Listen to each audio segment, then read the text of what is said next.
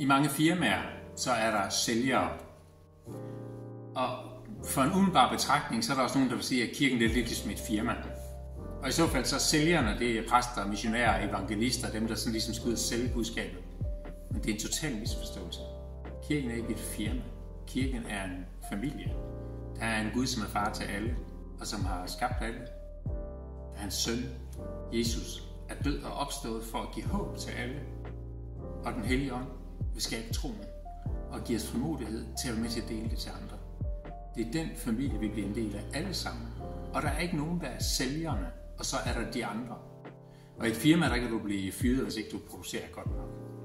En familie er det en gave at få lov til at høre til i.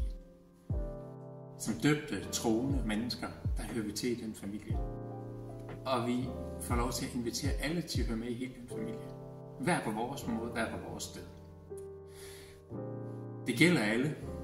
Og i dagens ord, der hedder det, at Jesus siger, vores bror, som faderen har udsendt mig, sender jeg også jer.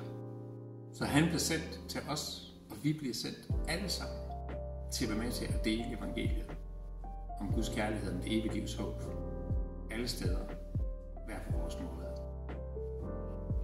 Må Gud velsigne dig til at finde ud af, hvordan du på dit sted, som den du er, også selvom du ikke er en sælgertype, men en stille type, en bedende type, eller overhovedet ikke nogen type, men bare dig selv.